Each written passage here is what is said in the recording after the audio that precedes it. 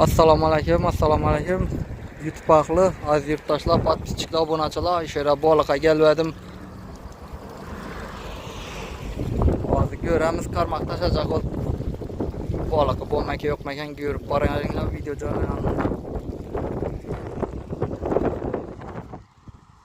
Boliqli joylarga keldik.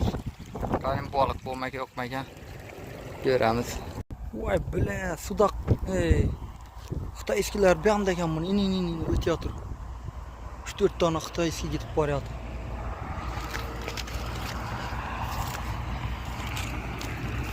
O'ta katta baliqlar bor ekan. Ho, uyda chiqib turibdi ekan bola birey. O'rtaqlar baliqlari qaranglar. 10 chetda o'tyotirlar. Ko'rinib turibmi-ku kamerada? Ana to'ron tena gidip boryaptilar. Yana bir katta. Oho. Chetda bir Xitoy eski o'tdi, katta Xitoy eski. Ana. Katta kellay canavar.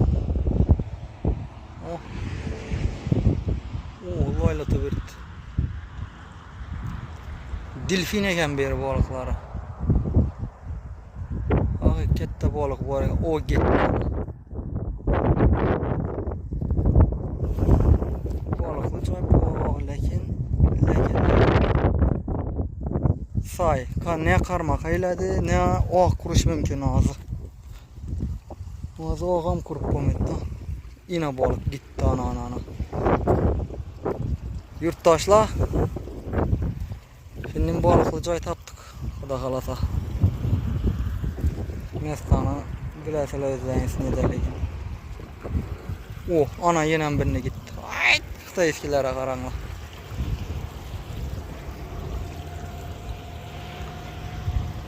Endi baliqli joy bor ekan. Shar amanaga chiqib turibdi o'xshadi bular. Men qarmoqda keldim baliqqa, champion olib daryoda ilmadi. Şimdi baliqli joy topdim, beri qarmoq tashab bo'lmaydi ekan. Uchinda deysizlar sayroq ekandan beri.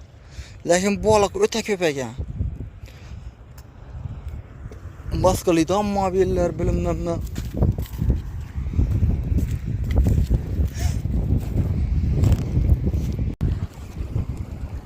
Sağ olun, salomat olun. Baliqni tutib bo'lmaydi ekan. Suv say ekan. Suv sayliq etdi.